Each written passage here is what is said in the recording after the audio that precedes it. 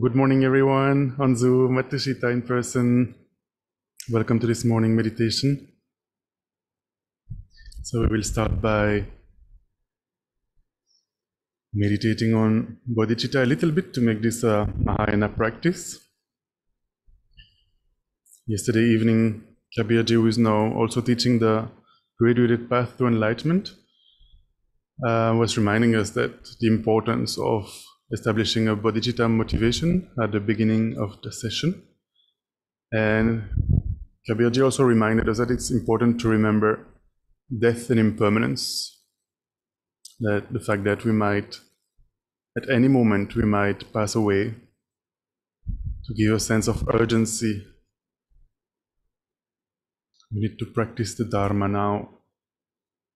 We don't know how much time we have left.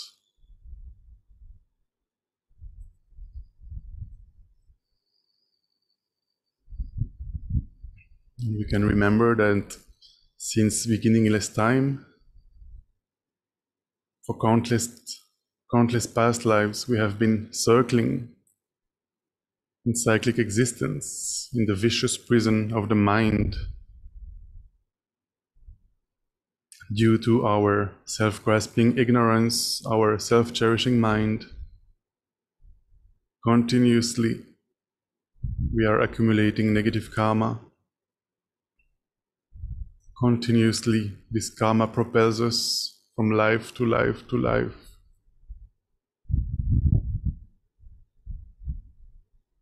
And only ourselves can put an end to this by studying, contemplating, and meditating on the Lamrim.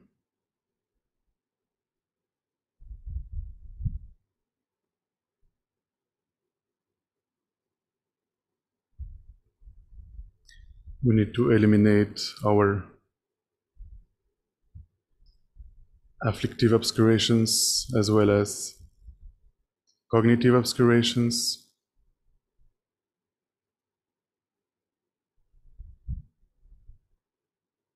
We can contemplate that all sentient beings are in such a condition.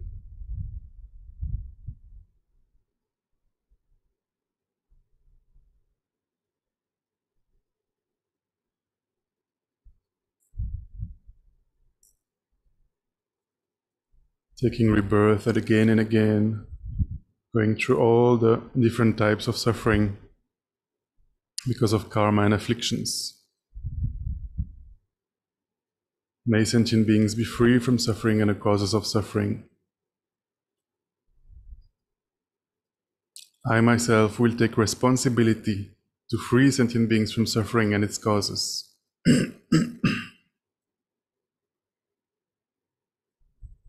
How can I do that? I must become a Buddha, achieve the state of omniscience, to be able to guide them perfectly along the path.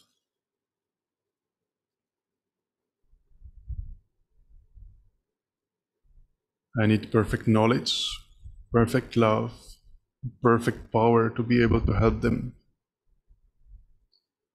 May I become a Buddha to benefit all my dear mother sentient beings.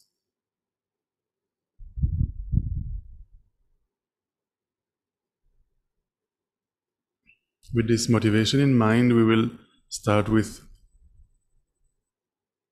5 minutes of concentration.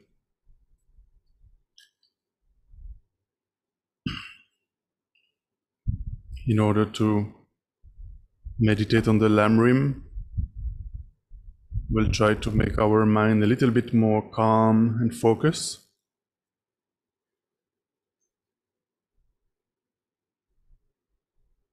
So first we look at the posture. Most important thing is for our backs to be straight. If possible, sitting on the floor with legs in full lotus posture. That might be difficult, so you can be sitting in half lotus or simply cross your legs or sit in Burmese style with one leg in front of the other. The hands Gently resting on the lap in concentration mudra with the right hand on top of the left, thumbs slightly touching. The spine is straight, the neck is aligned, the head slightly tilted forward.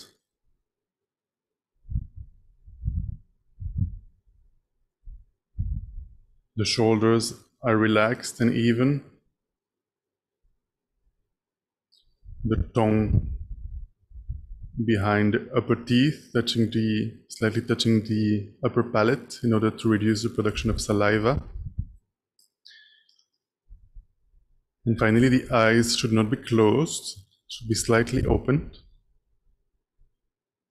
gazing 1 or 2 meters in front of you. And it is the mind that meditates, the mental consciousness. So we are not paying attention to what our eyes are apprehending. We are putting all our focus on our mental consciousness.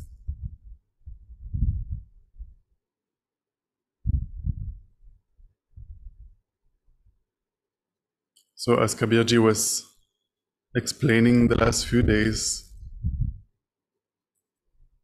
the purpose of meditation is to familiarize oneself with a virtuous object again and again, to bring it to mind and bring our focus to that object again and again.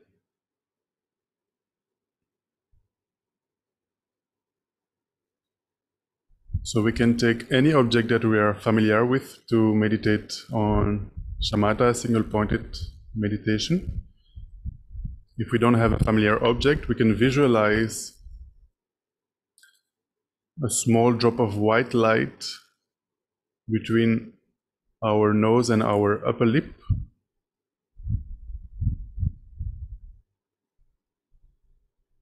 And place all our attention there on that object.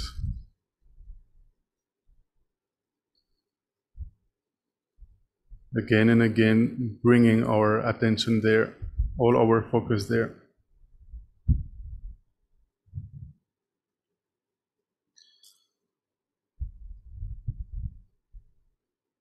So this is not easy to be single-pointedly focused on a mental object. So 2 errors might arise. You might be distracted with excitement, thinking about past or future, or we might fall into dullness, into laxity, might start falling asleep. So it is very important to identify these errors with the help of introspection, to constantly have a part of our mind checking, am I meditating? Am I concentrated on my object? If not, immediately with mindfulness, I bring the mind back to the object. Mindfulness means non-forgetfulness. So I make sure I don't forget my object. I kind of put all my focus there. I tied my mind to the object. So we'll try this for 5 minutes.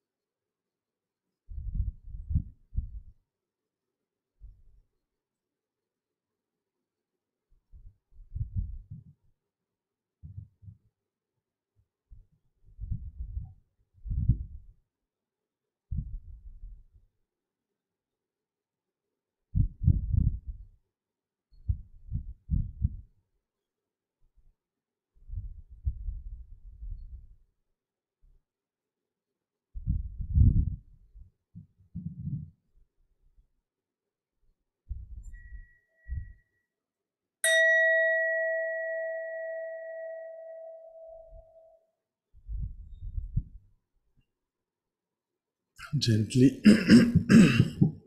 gently come out of the meditation.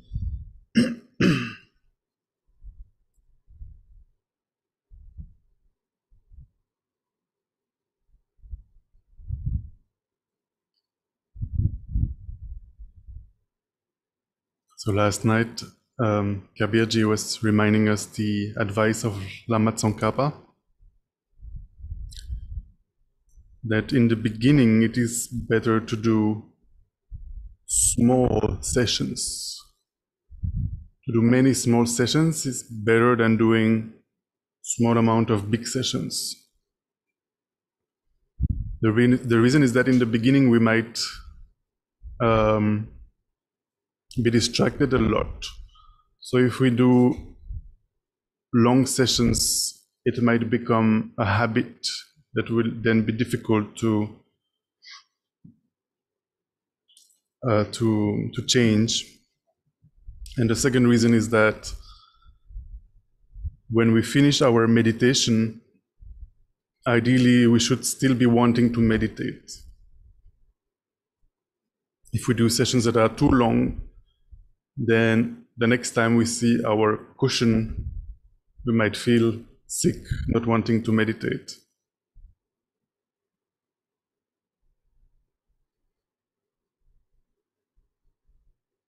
So this morning we will continue our meditation on precious human rebirth. So on Monday we saw the 8 freedoms, and Kabirji on Monday evening also shortly talked about them, and I think on Thursday evening we'll talk in detail about the freedoms and opportunities that we have, this precious human life of freedom and opportunity. And Kabirji yesterday and on Monday was reminding us the importance of practicing the 7 limbs, the 7 branches for accumulating merit and purifying our mind before a Lamrim session in order to prepare the mind and collect positive energy in order to achieve realizations of the Lamrim, which is the main purpose. So I will share my screen. And I think at Tushita it's on page 35. We have these short prayers.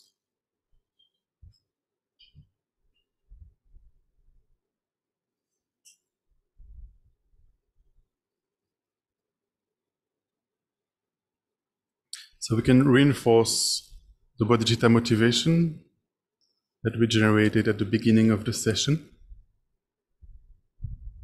You can mentally think, may I become a Buddha in order to benefit all my dear mother sentient beings. You can visualize in front of you Shakyamuni Buddha, His Holiness the Dalai Lama, all the Nalanda scholars of the past, Arya Manjushri, Arya Maitreya, all enlightened beings you can possibly imagine.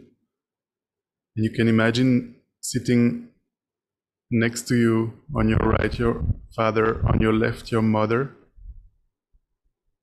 and all sentient beings. We are guiding them into these prayers. So we'll do the refuge prayer 1 time in English, 2 times in Tibetan. I go for refuge until I'm enlightened to the Buddha, the Dharma, and the Supreme Assembly. By my practice of giving and other perfections, may I become a Buddha to benefit all sentient beings. Sangye Chudang Sogi Chonam La Jonjo Bada Dagne Gyabzoi Jie Dagi Jin Sogi Petsok Namki Jora Benjir Sangye Jubara Jo Sangye Chudang Sogi Chonam La Jonjo Bada Dagne Gyabzoi Jie Dagi Jin Sogi Petsok Namki Jora Benjir Sangye Jubara Jo. And to reinforce our bodhicitta, we will read the 4 immeasurables. May all sentient beings have happiness and the causes of happiness. May all sentient beings be free from suffering and the causes of suffering.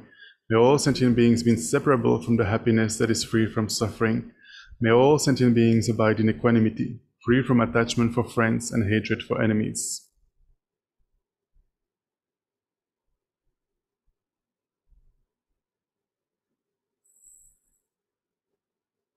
So this is the core practice to prepare our minds to meditate on the Lamrim. Yesterday, Kabirji was giving an explanation on each of these 7 limbs. So I think it will, if you missed the session yesterday, I think it will be available shortly on our YouTube channel for you to watch. So after each point, we will shortly stop to contemplate on the meaning. Reverently, I prostrate with my body, speech, and mind. So remember the visualization of all the Buddhas in front of you. And you can mentally imagine that you are prostrating, making full-length prostration to all of them. You can visualize countless bodies next to you from your past and future lives, thereby accumulating enormous merit. Countless Buddhas prostrating with countless bodies.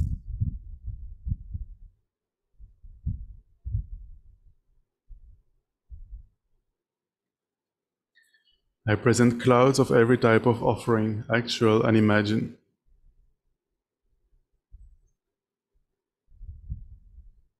So you can visualize, for example, the objects of your attachment.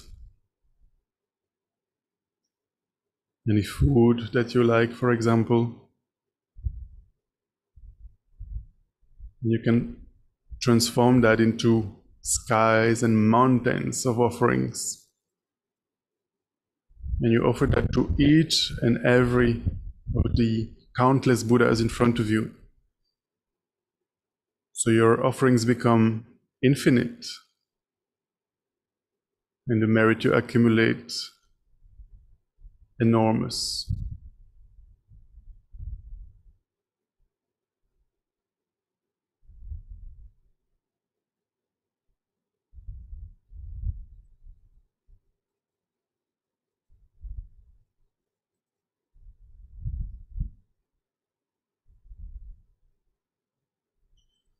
I declare all my negative actions accumulated since beginningless time.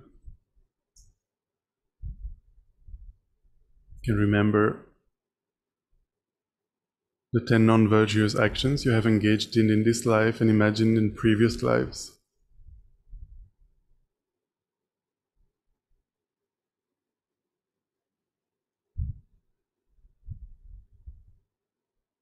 And open your heart to the Buddhas, confessing that you have done these negative actions. With a sense of regret, I don't want to experience the result of these negative karmas.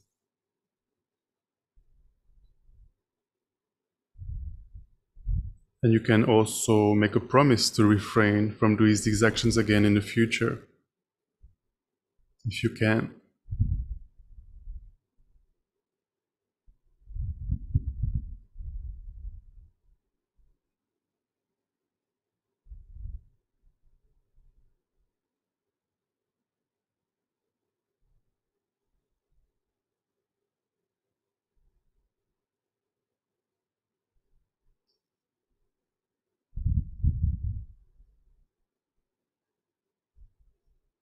And rejoice in the merit of all holy and ordinary beings.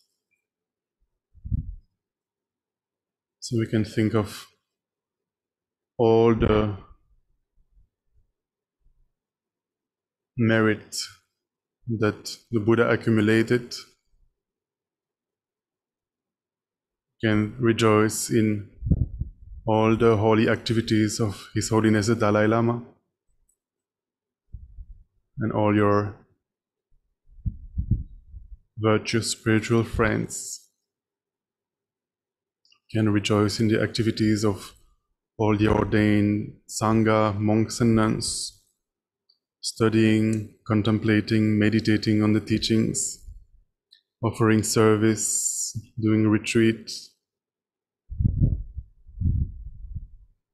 You can rejoice in your own virtuous activities, those of your friends, family.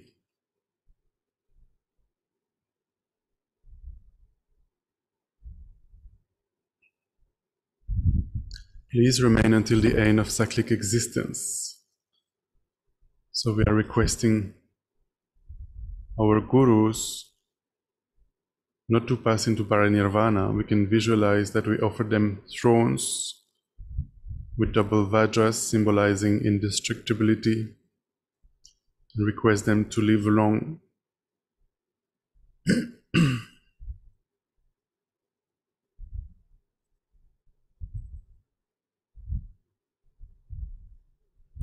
And turn the wheel of Dharma for living beings.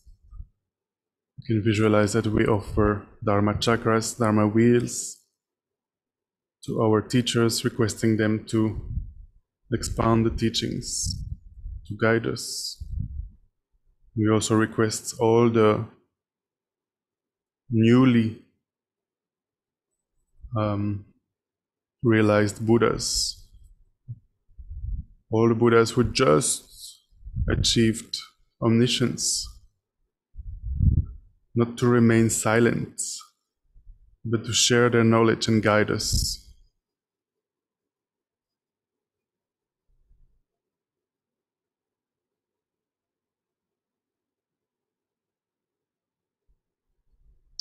I dedicate my own merits and those of all others to the great enlightenment. So Kabirji was reminding us of the importance of dedication. So all the merits we have accumulated by prostrating, offering, confessing, rejoicing, requesting, we dedicate all this towards full enlightenment in order to benefit all sentient beings.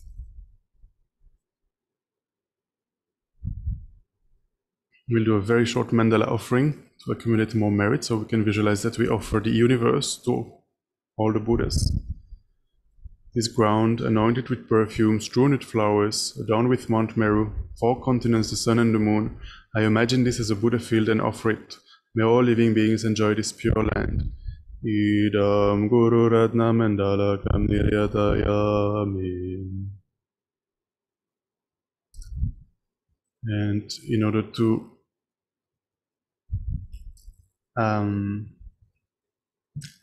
bless our mind with the Lamrim, we will quickly read the Foundation of All Good Qualities by Lama Tsongkhapa. I think at Tushita it's on page 139. So this short prayer contains all the points of the path, and we request blessings in order to realize all of these points. The foundation of all good qualities is the kind and perfect pure Guru. Correct devotion to him is the root of the path. By clearly seeing this and applying great effort, please bless me to rely upon him with great respect. Understanding that the precious freedom of this rebirth is found only once, is greatly meaningful and is difficult to find again. Please bless me to generate the mind that unceasingly, day and night, takes its essence. This life is as impermanent as a water bubble. Remember how quickly it decays and death comes. After death, just like a shadow follows the body, the results of black and white karma follow.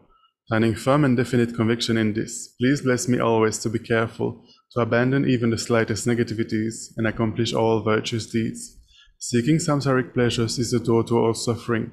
They are uncertain and cannot be relied upon. Recognizing these shortcomings, please bless me to generate a strong wish for the bliss of liberation. Led by this pure thought, mindfulness, alertness, and great caution arise. The root of the teachings is keeping the Pratimoksha vows. Please bless me to accomplish this essential practice. Just as I have fallen into the sea of samsara, so have all modern migratory beings. Please bless me to see this, train in supreme bodhicitta, and bear the responsibility of freeing migratory beings. Even if I develop only bodhicitta, but I don't practice the 3 types of morality, I will not achieve enlightenment. With my clear recognition of this, please bless me to practice the Bodhisattva vows with great energy.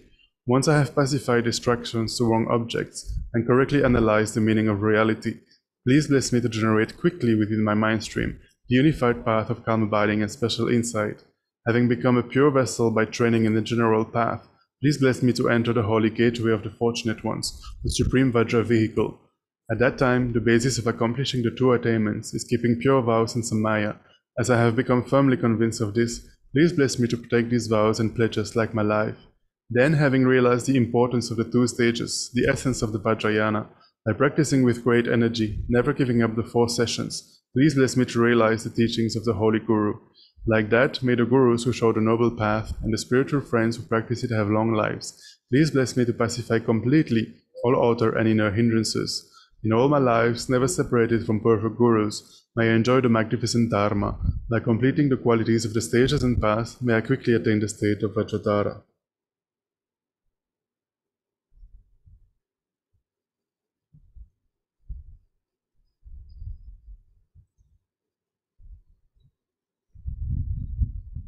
So we will quickly contemplate on our precious human life, our life of leisure and opportunity.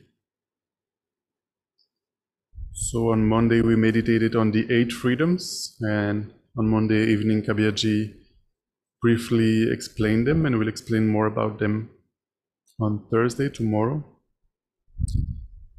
So just to quickly remind you of these, there are 4 that pertain to non-human states. We are free from being born in the higher realms, in the hungry ghost realm, in the animal realm, and free from being born as a long-life god. So you can generate great joy that we are human. We have a balanced experience of happiness and suffering that makes us able to renounce samsara. And we have the mental capability of doing so, contrary to animals, for example, who cannot listen to the teachings of the Buddha, cannot understand the meaning and contemplate it. And as a human, we are also free from being born at a time where no Buddha has appeared in the world. We are free from being born in a country where the Buddha's teachings are not available. We are free from being born with impaired mental or physical faculties that enable us to practice. And we are free from being born holding wrong views, such as denying the 3 jewels, reincarnation, the law of karma, and so forth. So today we will see that we are also endowed with 5 personal endowments and 5 endowments that depend on others. So we are endowed with the human body, that is the first one.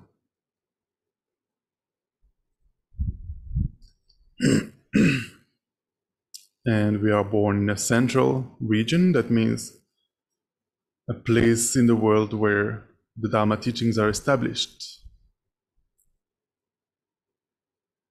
Meaning that there is a Sangha.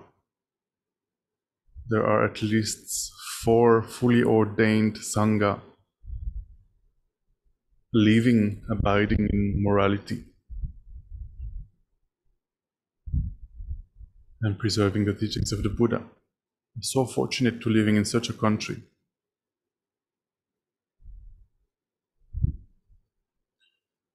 And we are born with complete faculties, so we are able to listen to the Dharma, think about the Dharma, and meditate on the teachings. Also, we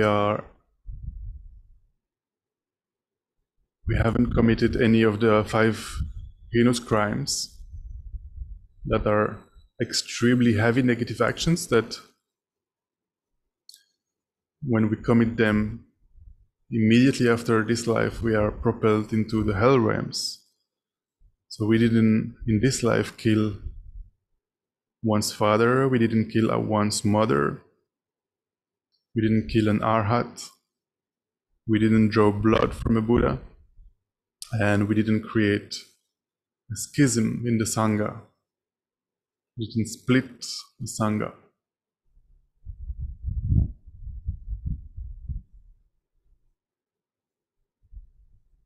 And we have faith in the foundation, the three baskets, the three Pitakas of the Buddha's teachings. The Vinaya Pitaka, the Sutra Pitaka, and the Abhidharma Pitaka. We have faith in what the Buddha taught.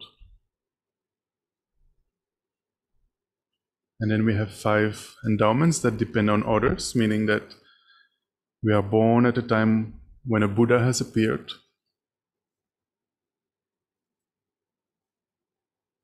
And as Kabirji was saying, it's quite recent, 2,600 years ago is not a long time. You can imagine before the Buddha appeared, what people had nothing to rely on. Then not only the Buddha appeared, but he has given teachings. And to this day, the teachings remain in the world. In fact, they are very, very much alive, thanks to His Holiness the Dalai Lama. And these days, it's so easy to receive teachings, especially since after the pandemic, everything is available online. So easy, we don't even have to travel anymore.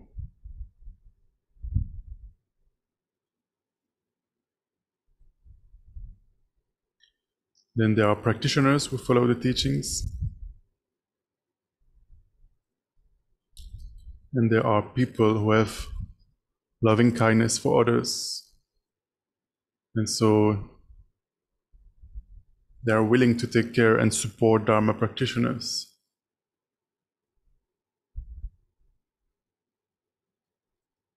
So recognize that we have these 10 endowments. And recognize how fortunate we are. Generate great joy, like a beggar who has found a precious jewel. And focus your mind single-pointedly on that joyful feeling.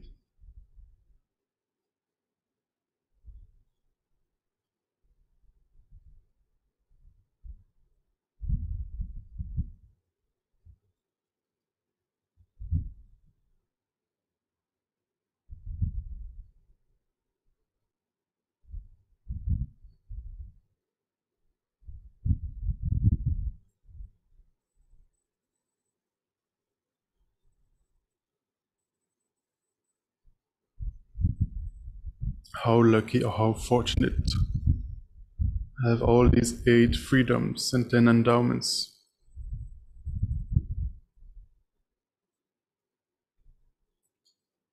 Sorry, I'm going over time. We will shortly dedicate the merits. I will share my screen again. And at Tushita, I think if you go back to page 35, you will find the dedication prayer, maybe at page 37, 38 or something like that. Due to the merits of these virtuous actions, may I quickly attain the state of a Guru Buddha and lead all living beings without exception into that enlightened state. May the supreme jewel, bodhicitta, that has not arisen, arise and grow, and may that which has arisen not diminish, but increase more and more. And so we pray for the long life also of all of our teachers, the swift return of our teachers who passed away. May there be no wars, famines, epidemics, quarreling in the world. Thank you very much and have a beautiful day. See you on Friday morning. Bye-bye.